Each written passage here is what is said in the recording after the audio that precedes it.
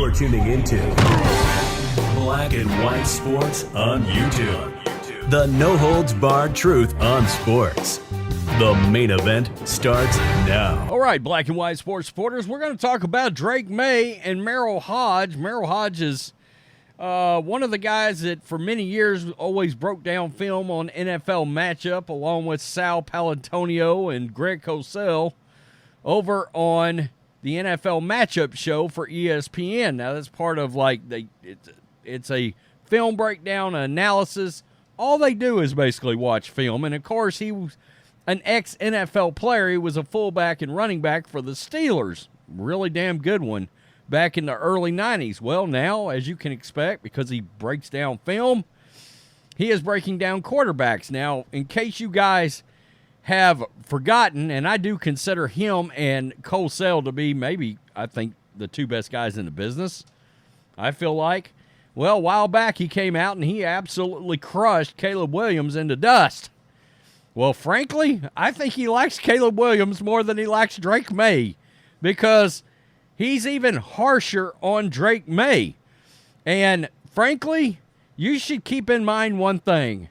He had one quarterback last year with a first-round grade. That was C.J. Stroud. How many quarterbacks have a first-round grade this draft?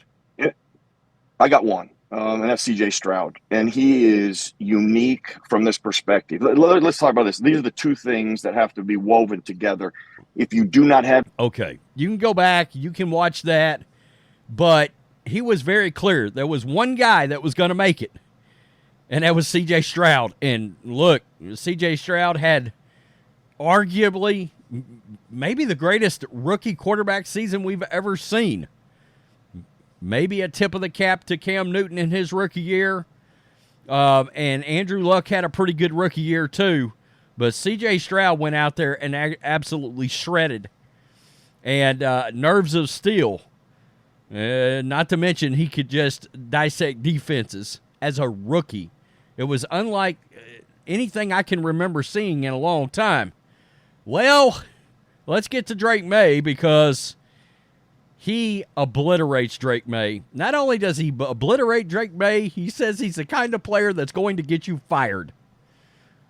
Frankly, Merril Hoge doesn't like any of these quarterbacks.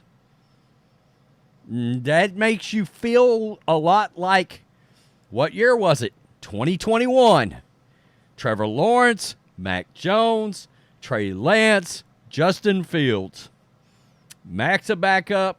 Trey Lance is barely hanging in the league. Third stringer for the Cowboys.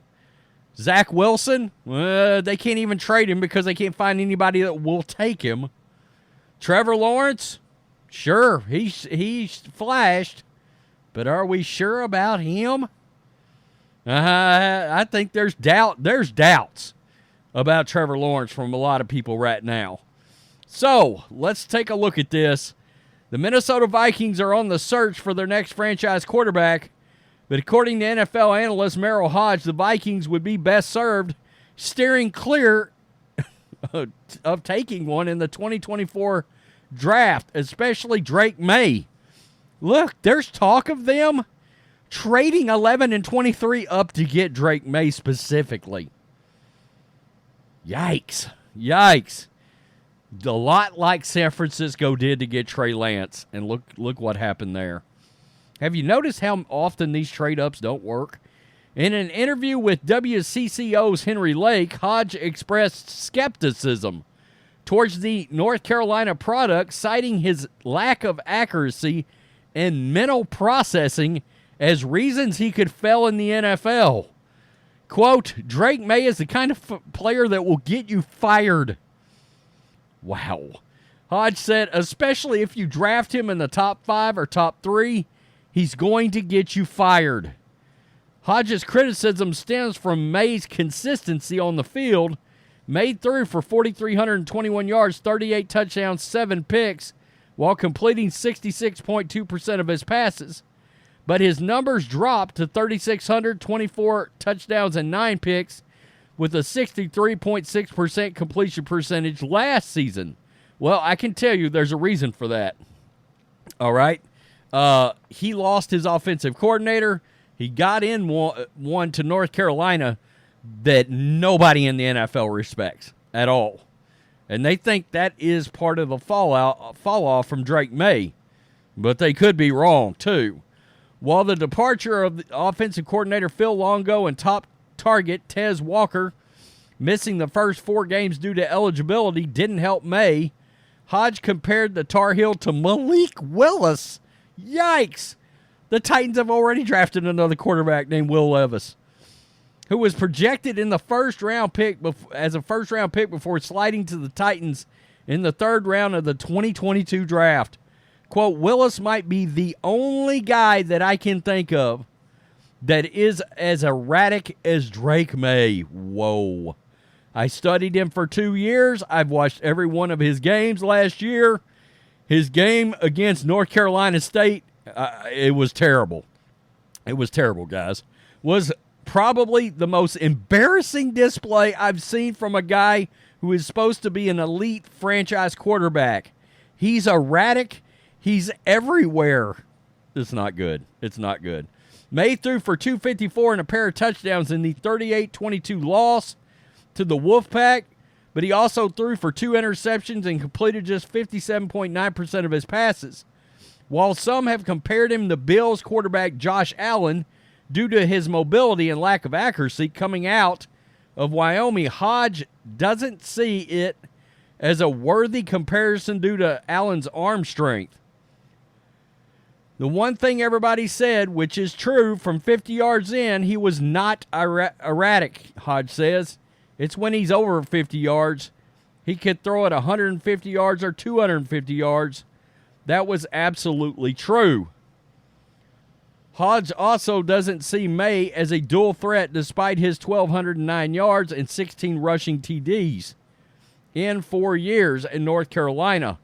People think his athleticism will translate, but people want him to run, and they will bust him up. He's not athletic enough. If he doesn't get down and learn how to do it, he won't last until week 10.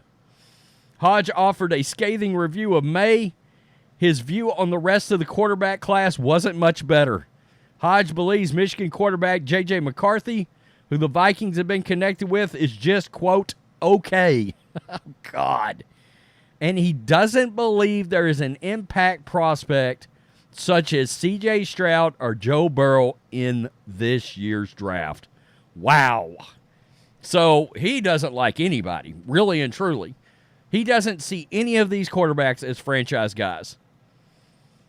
A guy that does nothing but watch film, process film, look at breaking down quarterbacks for the last 35 years maybe. And Greg Cosell wasn't particularly super high on a lot of these guys either. He was like, I don't see the generational talent with Caleb Williams.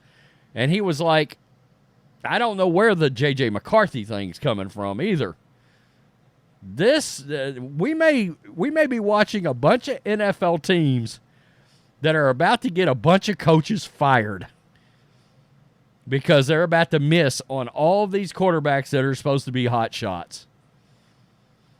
That makes you wonder if the Falcons didn't make the most wisest choice out of everybody. I mean, I understand nobody wants to pay Kirk Cousins $180 million, but you're immediately right as the favorite to win your division and to get to the playoffs with that offensive roster. I mean, and isn't that pretty much what everybody's asking for, is a chance? They've got a chance now. It makes you wonder sometimes, why the Buccaneers re-signed Baker. Well, he can get you to the playoffs. Once you're in, you can win. He can win a game, and then you never know what happens from there. You compete. Tell me what you think. Peace. I'm out. Till next time. Thanks for watching the show. Be sure to like, comment, and subscribe. Be sure to tune in next time on Black and White Sports.